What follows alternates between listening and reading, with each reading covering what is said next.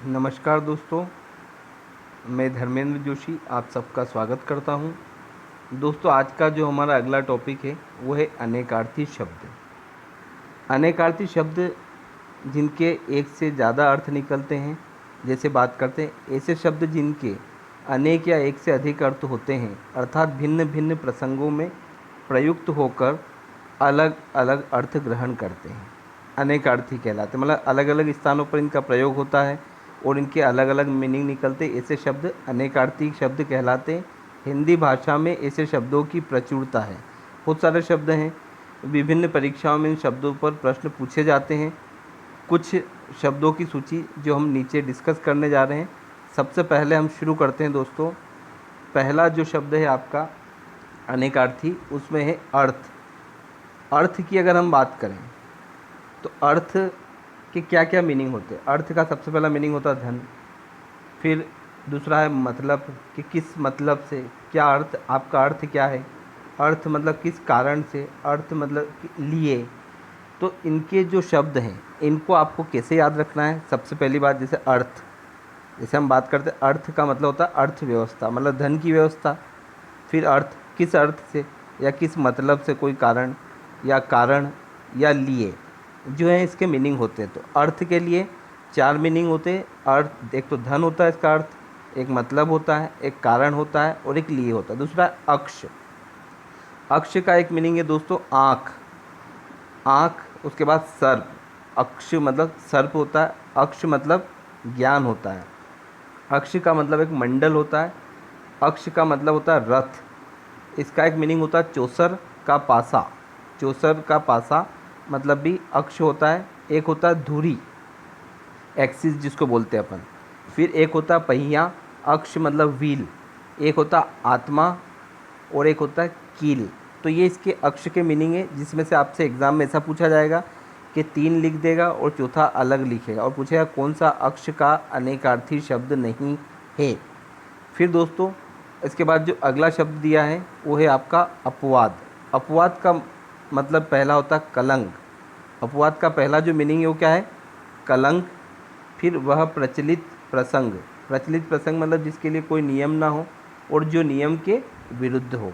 तो अपवाद मतलब एक, जैसे हम बोलते हैं कि हिंदी में ये इसके अपवाद है, मैथ्स में इसका अपवाद है। तो अपवाद मतलब जो नियम के विरुद्ध हो पहला तो।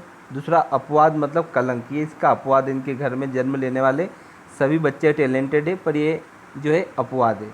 और अपवाद मतलब वह प्रचलित प्रसंग जो बार बार आपको इंडिकेट करना पड़ता है। फिर आता है अतिथि। अतिथि का मतलब होता है पहला तो मेहमान के गेस्ट, दूसरा है साधु, तीसरा इसका मीनिंग होता है यात्री।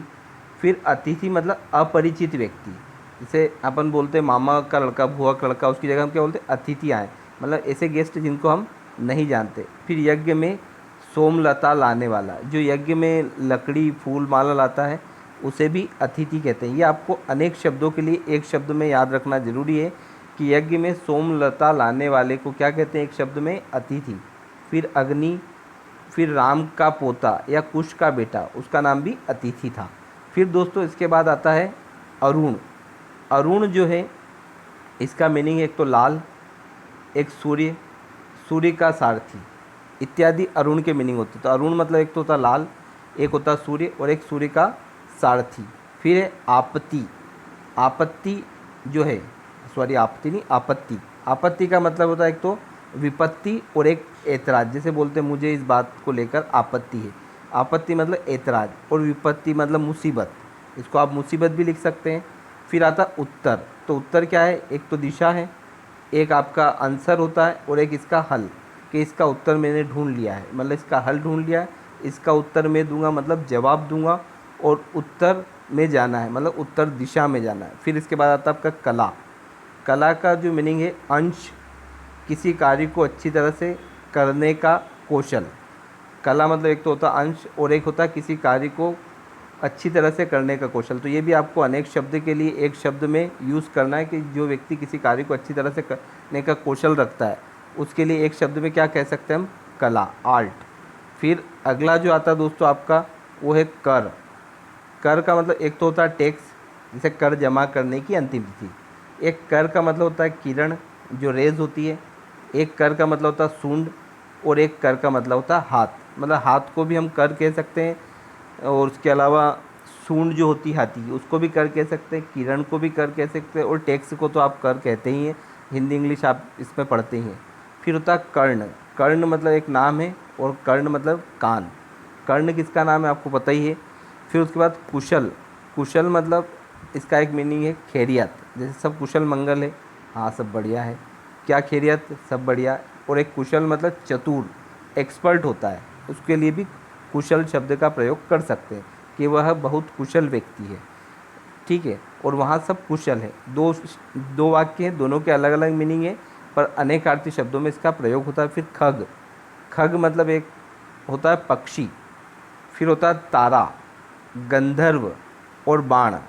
ये जो हैं इसके अनेकार्थी शब्द। खग मतलब होता है एक तो पक्षी, एक खग मतलब तारा, एक खग मतलब गंधर्व, और एक खग मतलब बाण। दोस्तों ये शब्द आपको पर्यायवाची में भी काफ़ी हेल्प करेंगे, इसलिए इनको ध्यान से पढ़ना है अपने को। फिर आता है गो। दोस्तों गो का एक मतलब होता है बाण, मतलब बाण का पर्यायवाची गो होता है। एक होता है आँख, एक होता है वज्र। एक गो मतलब गाय, आप सब जानते हैं। एक गो मतलब होता है स्वर्ग, एक गो मतलब पृथ्वी, तो पृथ्वी को भी गो कह सकते हैं, स्वर्ग को भी गो कह सकते हैं। फिर सरस्वती, उसके बाद सरयू और बेल इत्यादि को हम क्या कहते हैं, गो। जैसे गोवंशी पशु, तो गोवंशी पशु में गाय बिल दोनों शामिल होते हैं। फिर ये अंक। अंक में क्या है, गिनती के अंक पहला तो। फिर नाटक के अंक जो हिस्से होते हैं। फिर अध्याय, चैप्टर। फिर चिन्ह, फिर संख्या, और फिर भाग्य। ये सब जो शब्द हैं ये सब अंक के अनेकार्थी शब्द हैं। फिर आता आपका अक्षर। दोस्तों अक्षर का जो पहला मीनिंग है वो है आपका अनेकार्थी में ब्रह्मा, विष्णु और महेश या शिव, जिसको हम तीनों देवता को अक्षर कहते हैं। इसके बाद अलावा अकारादि, वर्ण, धर्म, मोक्ष, गगन, सत्य, जल, तपस्या आदि जो शब्द हैं वो अक्षर के अनेकार्थी शब्द हैं। फिर अंबर का जो एक होता है आकाश, और एक होता है कपड़ा। दोस्तों एग्ज़ाम में क्वेश्चन ऐसा भी पूछा जा सकता है कि अंबर के आगे कपड़ा लिख देगा, अक्षर के आगे जल लिख देगा, उस अमृत के आगे अन्न लिख देगा, और एक जो लिखेगा वो डिफरेंट लिख देगा, पूछेगा निम्न में से कौन सा सही नहीं है। फिर आता आपका अमृत। अमृत का मतलब एक तो स्वर्ण, एक जल, पारा, दूध और अन्न, ये सब अमृत के कैटेगरी में आएंगे। फिर इसके बाद दोस्तों जो अगला है आपका वो है अपेक्षा। तो अपेक्षा जो है इसमें आपका आता है एक तो इच्छा, आवश्यकता, आशा और बनिस्बत। अब यहाँ अपेक्षा का मतलब क्या है कि किसी से कोई चीज़ की गुहार, मतलब एक उम्मीद करना। तो इच्छा है, आवश्यकता है, आशा है, जैसे मुझे वहाँ जाने, आप वहाँ आएँ ये मेरी अपेक्षा है, तो वहाँ आप पहुँचेंगे तो मेरी आवश्यकता बनेगी, तो इस शब्द को आवश्यकता के स्थान पर भी यूज़ किया जा सकता है। फिर आम। आम तो एक आम का फल है, एक आम जनता, सर्वसाधारण, और एक आम मतलब मामूली सा। आम व्यक्ति है, मामूली व्यक्ति है, आम लोगों को, सर्वसाधारण को, और आम जो है एक फल भी होता है। फिर आता है कनक। ये आपको अलंकार में भी काफ़ी हेल्प करेंगे, जैसे कनक कनकते से 100 गुनी मादकता अधिकार। तो यहाँ कनक के जो मीनिंग होते हैं, एक तो होता है धतूरा, एक होता है सोना, एक होता है पलाश, और एक होता है गेहूँ। तो ये जो चार अर्थ हैं ये एक ही शब्द के निकाले जा सकते हैं। फिर एक केवल। दोस्तों केवल का मतलब एकमात्र, ओनली वन, विशुद्ध ज्ञान, और सिर्फ एकमात्र, केवल आप ही कर सकते हैं, मतलब एकमात्र व्यक्ति आप ही कर सकते हैं, सिर्फ आपको ही करना चाहिए, और विशुद्ध ज्ञान, केवल प्योर नॉलेज वाले व्यक्ति ही संपर्क करें, इस टाइप से होगा। फिर आता आपका केवल के बाद कोट। तो दोस्तों कोट, पहनने का कोट, और किला जो होता है, पहनने का कोट प्लस किला जो है होता है, इसको कोट कहते हैं। जैसे नगद कोट की माता, तो किले पर जो स्थित है, और पहनने का कोट जो हम पहनते हैं। फिर कोटि। कोटि का मतलब होता है धनुष का जो शिरा होता है उसे कोटि कहते हैं, और एक कोटि होता है श्रेणी, रेंज, और एक कोटि मतलब करोड़, जैसे बोलते हैं 33 करोड़। कोटि कोटि जो है ईश्वर का वास है, करोड़ों में ईश्वर बसे हुए हैं। फिर एक होता है खर। दोस्तों खर का एक मतलब है दुष्ट, एक अर्थ है इसका गधा, एक मीनिंग होता है तिनका, और एक मीनिंग होता है इसका एक राक्षस।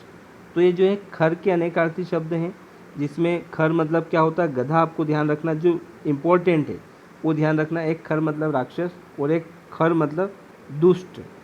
फिर आता है खल।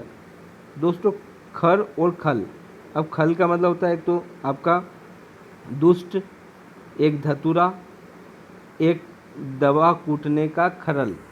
ठीक है, एक खल जैसे खली होता है पर वो अलग है, पशुओं का चारा भी होता है खली या खल। उसके बाद गुरु, गुरु का जो है अनेकार्थी एक तो शिक्षक, ग्रह विशेष, श्रेष्ठ, एक भार जैसे गुरुत्वाकर्षण भार से संबंधित, और एक बृहस्पति जो है गुरु के जो हम कह सकते हैं गुरु जिनका सशक्त होता है, और गुरु को मजबूत करने के लिए बृहस्पति देव की पूजा की जाती है। फिर आता है आपका गण। गण मतलब समूह, जैसे नंदी गण, तो नंदी केवल एक नहीं, गण उसमें सारे गण शामिल हैं। तो गण मतलब समूह। एक गण मतलब होता है मनुष्य, एक भूत प्रेतादि, भूत प्रेतादि गण है, एक शिव के गण और एक पिंगल के गण, आचार्य पिंगल के जो गण हैं वो इसमें शामिल होते हैं। फिर दोस्तों आता है आपका घन। घन का जो मीनिंग है वो है आपका बादल, अधिक, घना, जिसमें लंबाई चौड़ाई मोटाई बराबर हो। लंबाई गुणित चौड़ाई गुणित ऊंचाई जो है घन का सूत्र है, उसको हम घन कहते हैं या क्यूब कहते हैं। फिर आता है आपका जलज।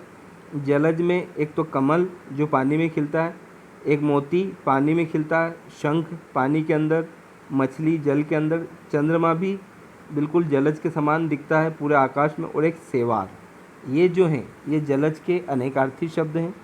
फिर दोस्तों अगला जो शब्द आता है वो है फरेब। जाल मतलब क्या होता है, एक तो फरेब, एक बुनावट और एक जाला।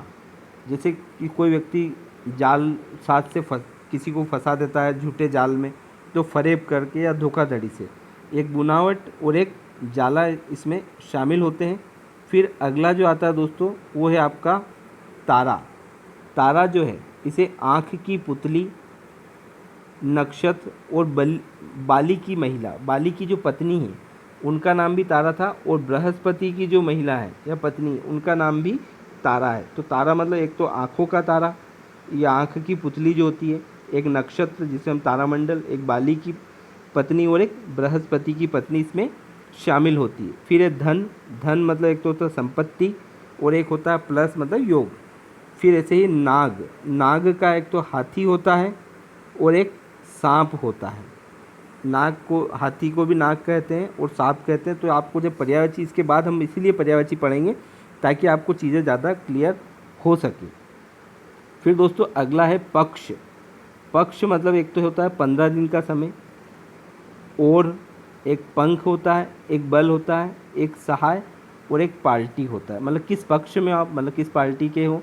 फिर पंख, पक्षी के जो पंख होते हैं, बल एक होता है आपका और एक है 15 दिन का समय। फिर ऐसे पत्र। पत्र का एक तो पत्ता होता है, एक चींटी होता है और एक पंख होता है।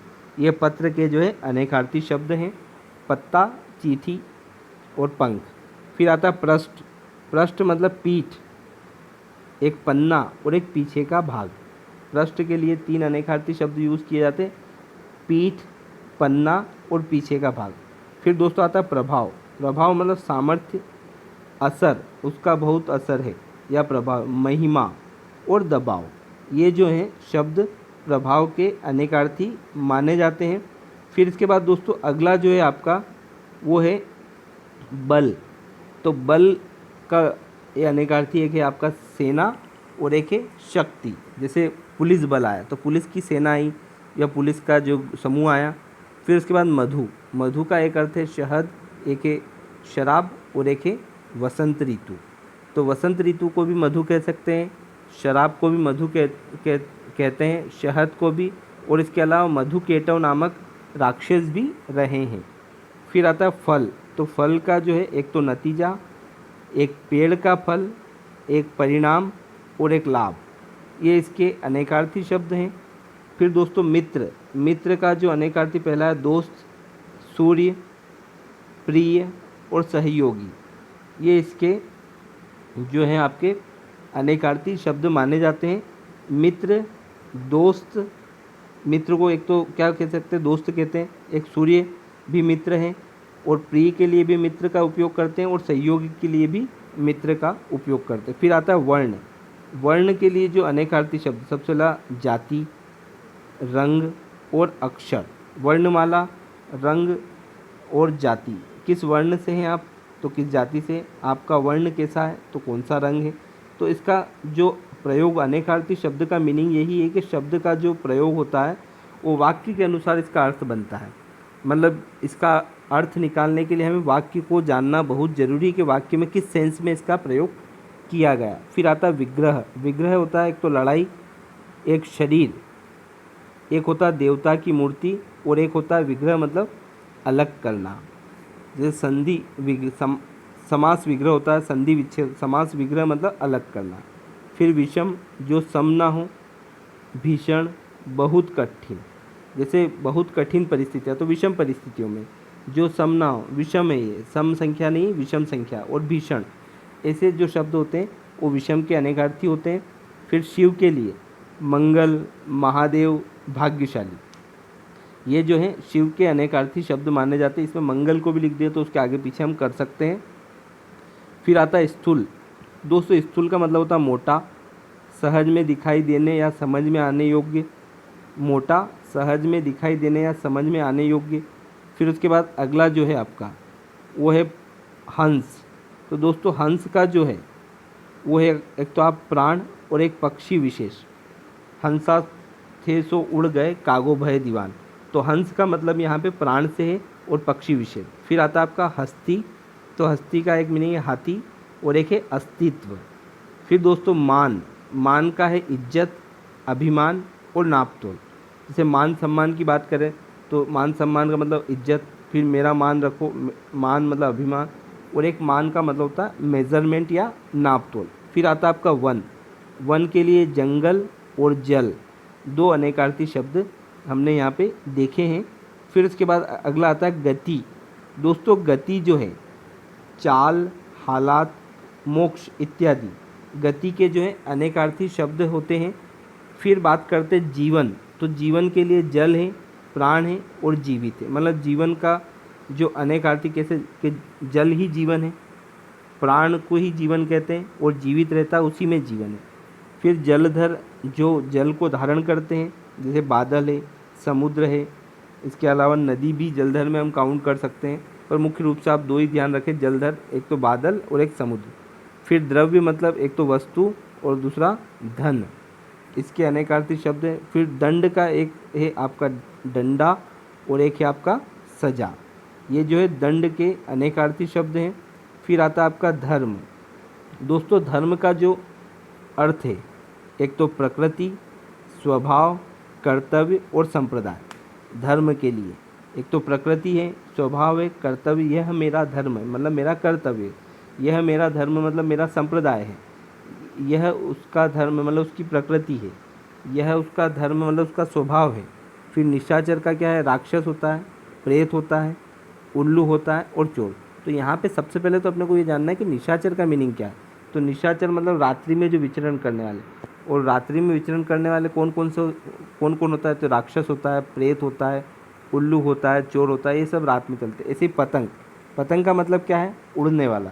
तो कौन उड़ता है, सूर्य जैसे हमें चलता हुआ दिखाई देता है, पक्षी दिखता है, टिड्डी दिखता है, फतिंगा दिखता है, और गुड्डी जो है ये पतंग के रूप में जाने जाएंगे। पय मतलब पीने वाले, तो इसमें दूध, पानी, मदिरा जो भी आप मान लें। फिर पानी मतलब वही जल, तो जल है, इज्जत है, चमक है। पानी गए ना उबरे, मोती मानस चून, जो आपका अलंकार है उसमें इसका प्रयोग होता है। फिर आता है आपका बलि। तो बलि के बारे में क्या है, एक तो राजा बलि है, दूसरा राजा बलि के अलावा बलिदान, एक बलि का मतलब उपहार होता है, एक कर होता है इत्यादि। जो बलि चढ़ाई जाती है उसको बलिदान कहेंगे।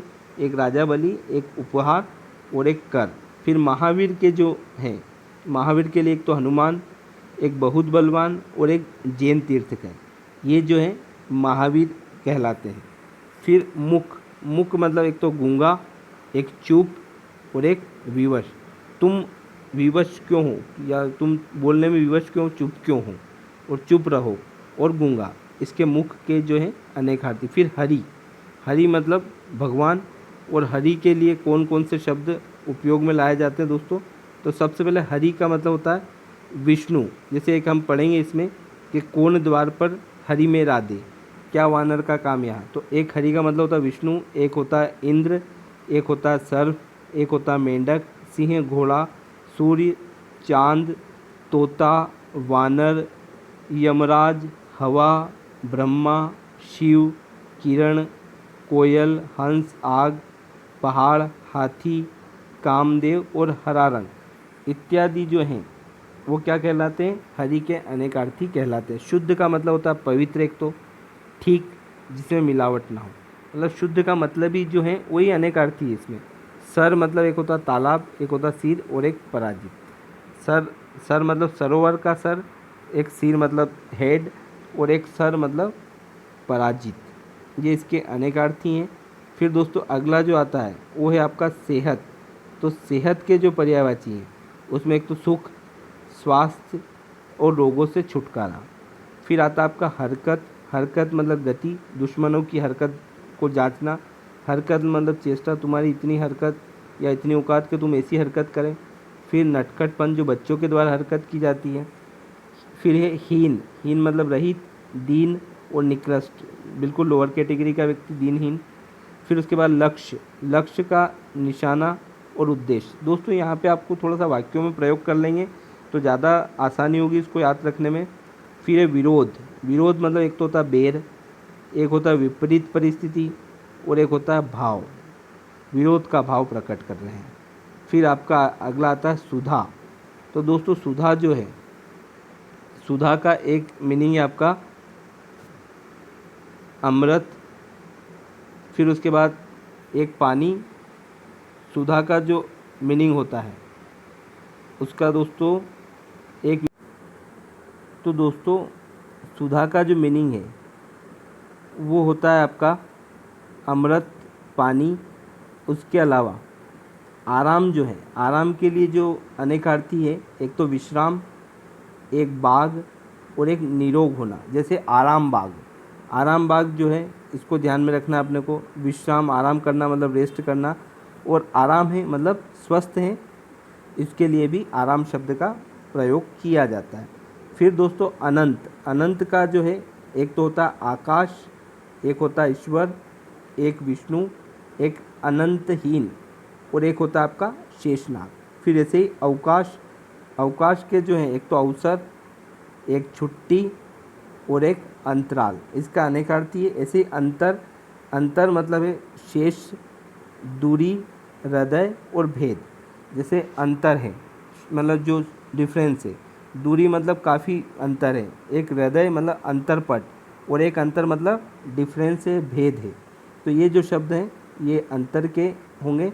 फिर उसके बाद अधर, दोस्तों अधर का मतलब होता है आपका पाताल, होठ और नीचा। अधर मतलब नीचा होता है, एक अधर मतलब होठ और एक अधर मतलब होता है पाताल। ऐसे अर्क, एक तो रस होता है, एक सूर्य होता है और एक इंद्र होता है। ये अर्क के जो हैं अनेकार्थी हैं। फिर आपका आता है अंकुर, इसमें नोक, सूजन, कोम्पल और रुआ शामिल होता है। फिर दोस्तों अंकुश मतलब एक तो नियंत्रण, रोकना, हाथी, हाँकने की कड़ी।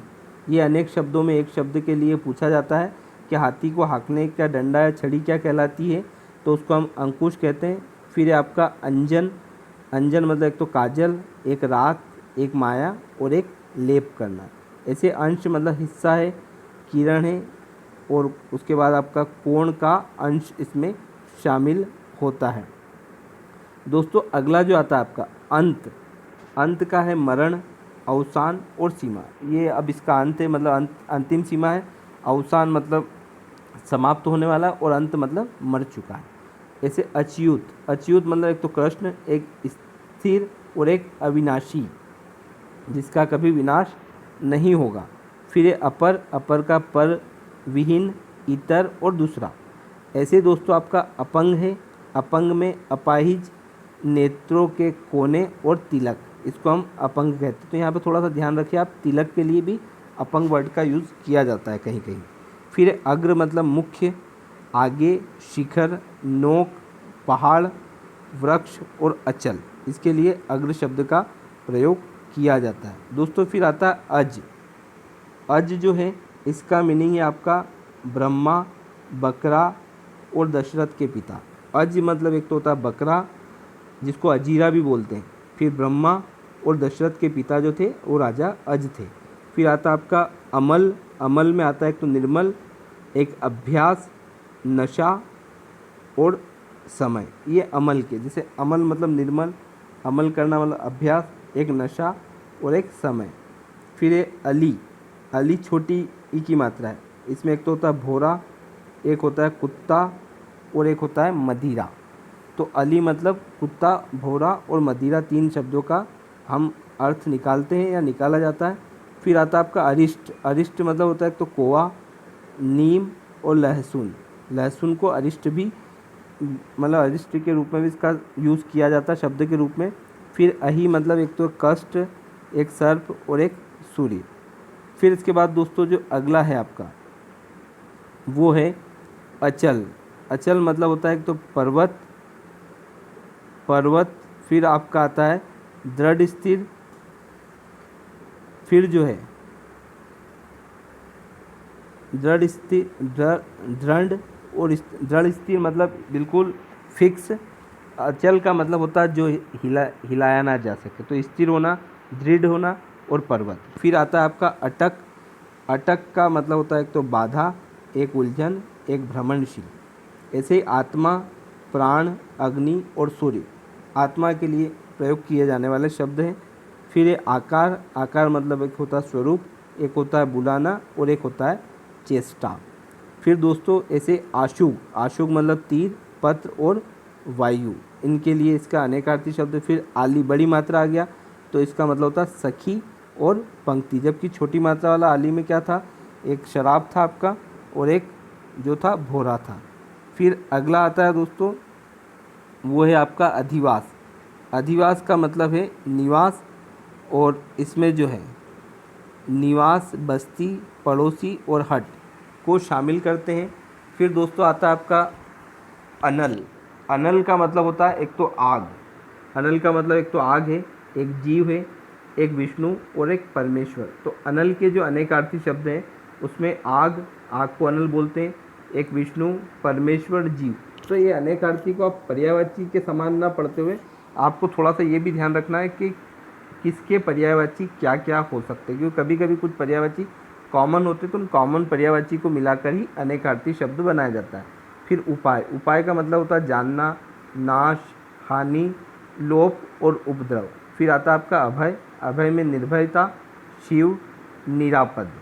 ऐसे ही दोस्तों अभिनिवेश। अभिनिवेश का मतलब होता है एक तो आग्रह, संकल्प, दृढ़ निश्चय और अनुराग। इसके बाद दोस्तों जो अगला है आपका वो है अयोनि। अयोनि मतलब नित्य, कोख, मालिक और अजन्मा। ये जो है शब्द अयोनि के जो है अनेकार्थी शब्द है। फिर आपका आता है अशोक। अशोक के लिए शोक रहित, एक वृक्ष और मगधराज या मगध के राजा अशोक। फिर आँख जो है इसमें नयन होता है, परख होता है, संतान होता है और छिद्र होता है। ऐसे आनंद के लिए क्या क्या शब्द प्रयोग कर सकते हैं वो अपने को ध्यान रखना है। खुशी है, मदिरा है, शिव है।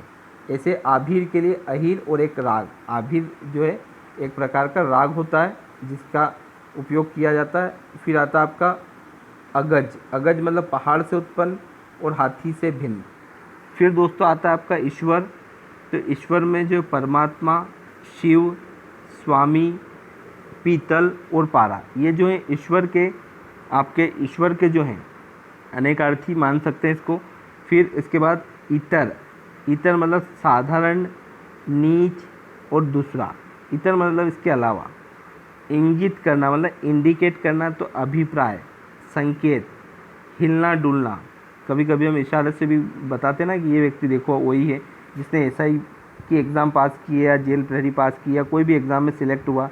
फिर इंद्र, देवराज और रात्रि, राजा। इंद्र के लिए एक तो देवराज शब्द प्रयोग किया जाता है अनेकार्थी शब्दों में, एक रात्रि और एक राजा। फिर उसके बाद आता है उग्र। तो उग्र कौन है, महादेव, प्रचंड, उग्र वायु मतलब प्रचंड हवा और विष जो है इसमें शामिल होते हैं।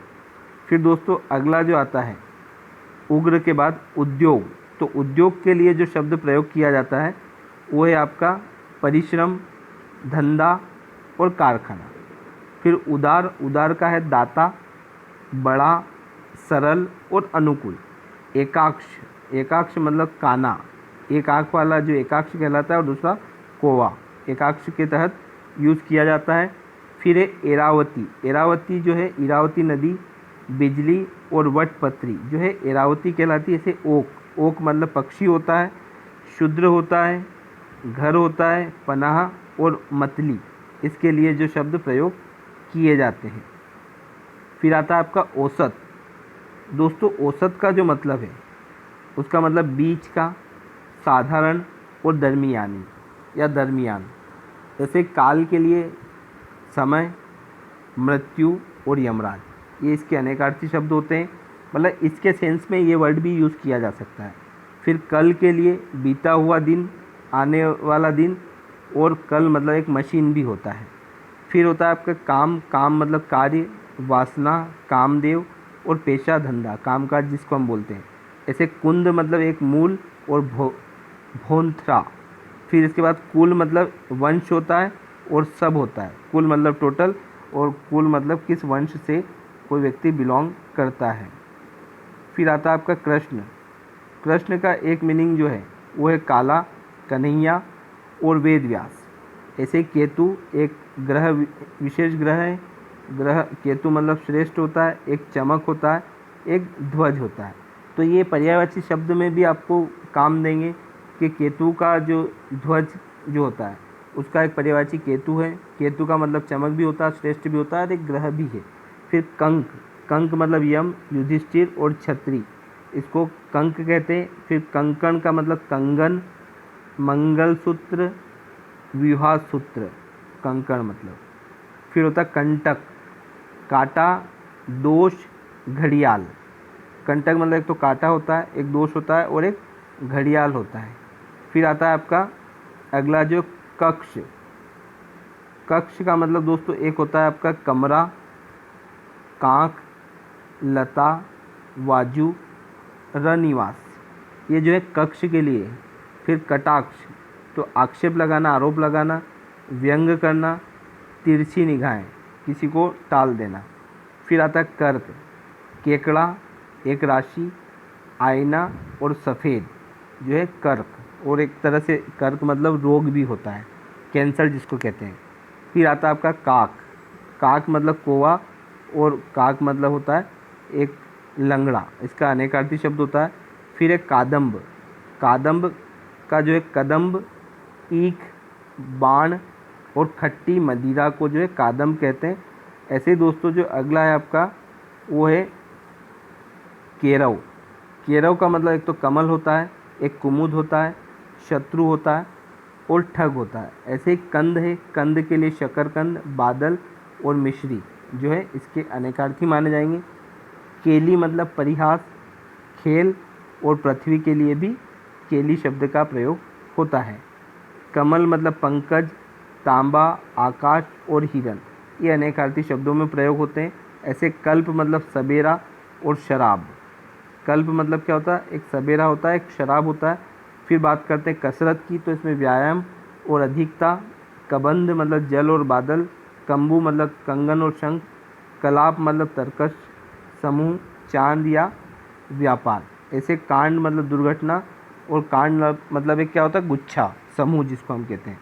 फिर दोस्तों अगला जो आता है वो है केतन।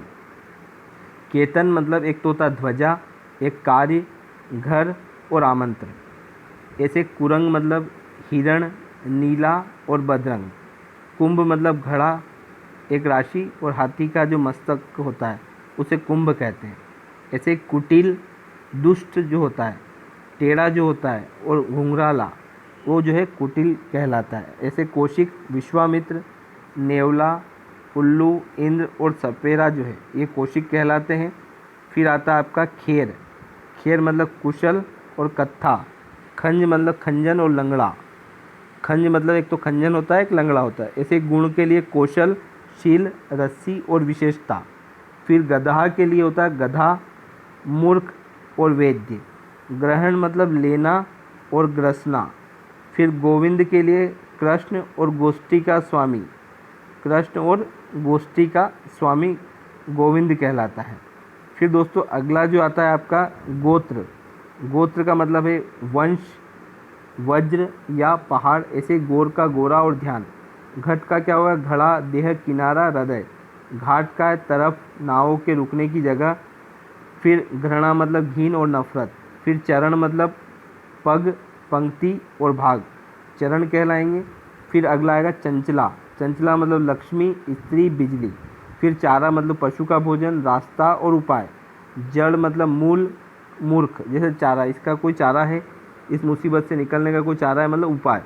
फिर जरा मतलब थोड़ा और बुढ़ापा, जरा जिसे बोलते हैं हम जरा दृष्टि दोष। फिर तल्प मतलब खाट, स्त्री और अटारी। फिर इसके बाद दोस्तों अगला आता है तनु मतलब कोमल शरीर, कोमल। फिर शरीर, उसके बाद जो है आपका कोमल शरीर, अल्प, मूर्ति और पतला। ऐसे तात का पीता, मित्र, पूज्य और प्यारा। तमचर का उल्लू, राक्षस और चोर। फिर तमचर का उल्लू, राक्षस, चोर रिपीट हो गया है। फिर दल का पत्ता, पत्र, समूह, सेना। दल के लिए पत्ता, पत्र, समूह, सेना का प्रयोग किया जाता है। फिर ऐसे दंड के लिए सजा और दंडा। द्विज के लिए दांत, पक्षी, ब्राह्मण, गणेश। जिनका जन्म 2 बार हो वो द्विज हैं। धात्री मतलब उपमाता और पृथ्वी, पालन पोषण करने वाली। धनंजय मतलब नाग और अर्जुन। पद मतलब चरण, शब्द, पैर, स्थान, ओहदा। पानी मतलब जल और इज्जत। पक्ष मतलब 15 दिन की ओर। पंख, बल और पार्टी, जैसा हमने पहले पढ़ चुके हैं। पर मतलब पंख, बाद, ऊपर, किंतु। पति मतलब स्वामी और ईश्वर। पयोधर मतलब स्तन और बादल। फिर ऐसे पाश मतलब बंधन और रस्सी। फन मतलब जो होगा आपका सांप का फन और हुनर, फनकार है। बेला मतलब एक समय, एक फूल, समय और बर्तन। ऐसे बस मतलब वश, गाड़ी और समाप्ति। फिर अगला जो आता है दोस्तों आपका बाला मतलब एक तो लकड़ी, आभूषण और वलय। भूत, अतीत, बीता हुआ। मुद्रा मतलब मुहर, आकृति, सिक्का, अंगूठी और धन। ऐसे योग का मतलब नियम, मिलन, जोड़, मुहूर्त और उपाय। यति मतलब योगी, विराम और जितेंद्रिय जो है यति के होंगे। फिर आएगा रस। रस का मतलब प्रेम, काव्य के रस, अर्क और सार, स्वाद। फिर रक्त का खून, लहू और लाल रंग। रंग में जो होता है शोभा, सुंदरता और दशा। फिर लक्ष्य के लिए निशाना और उद्देश्य। इसके बाद दोस्तों जो अगला आता है आपका वो है लहर। लहर के लिए जो है तरंग, उमंग, हवा की गति। लिंग के लिए स्वरूप या चिन्ह। लोक के लिए जगत और लोग। लाल के लिए क्या होता है पुत्र, बेटा, एक रंग और कीमती रत्न। लीक मतलब रास्ता, लकीर और प्रथा। ये जो है इसके अनेकार्थी शब्द हैं। फिर इसके बाद दोस्तों आता है लघु। लघु मतलब छोटा, हल्का, ह्रस्व। और फिर वर मतलब श्रेष्ठ, दूल्हा और वरदान। तो दोस्तों ये जो हैं शब्द हैं। इसके बाद अगला जो शब्द आता है वो आपका विधि। विधि मतलब कानून, रीति, ईश्वर और भाग्य, ढंग। फिर वाणी मतलब सरस्वती और जीभ। ऐसे विधि, पंक्ति, श्रेणी, गली और बाजार को विधि कहते हैं। वेद मतलब ज्ञान और व्याख्यान। फिर इसके बाद दोस्तों जो अगला आता है हार मतलब आभूषण होता है, पराजय होता है। ये क्वेश्चन कई बार एग्जाम में आता है। फिर हंस मतलब प्राण, एक पक्षी और आत्मा। हस्ती मतलब औकात, अस्तित्व और हाथी। हीन मतलब रहित, दीन और निकृष्ट। हीन के लिए प्रयोग होता है। तो ये दोस्तों हमारे जो आज का टॉपिक था वो था अनेकार्थी शब्द, जिसमें मैं एक बार फिर आपको लास्ट में इसकी डेफिनेशन की व्याख्या कर देता हूँ। अनेकार्थी शब्द को अनेकार्थी शब्दों को अनेकार्थ शब्द भी कहते हैं।